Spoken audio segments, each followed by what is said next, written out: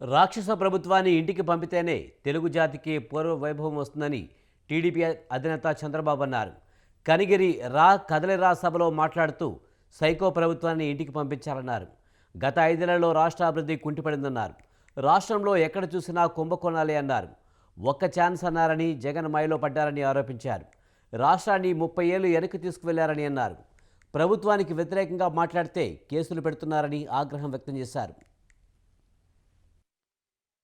చూడండి, అక్కడ Galaxy granite మొత్తం కడప నుంచి పులివెందల నుంచి వచ్చి జగన్ అండ్ కంపెనీ దోచుకునే పరిస్థితికి వచ్చారు. ఇంకో పక్క ఈ కనిగిరి సభ ద్వారా పిలిపిస్తున్నా సైకో పాలన పోవాలి, సైకిల్ పాలన రావాలి. ఇదే సమయంలో తెలుగుదేశం పార్టీ సిద్ధాంతం అభివృద్ధి సంక్షేమం. ఏమి అభివృద్ధి జరగకుండా బటన్ నొక్కే కార్యక్రమం పెట్టానంటాడు. నేను అడుగుతున్నా మిమ్మల్ని అందరినీ, మీకు ఇచ్చేది 10 రూపాయలు, మీ దగ్గర దోచుకునేందు తమ్ముళ్ళు 100 రూపాయలు అవునా కాదా అని మిమ్మల్ని అడుగుతున్నా. 25 సంవత్సరాల కంటే ముందు నేను ఐటీని ప్రమోట్ చేశా, ఒక విజన్ ఇచ్చా దూరదృష్టితో. ఈ రోజు ఈ ప్రభుత్వానికి సంపద సృష్టించడం తెలియదు, అదే మరికి ఈ పిల్లలకు ఉద్యోగాలు ఇవ్వడం తెలియదు.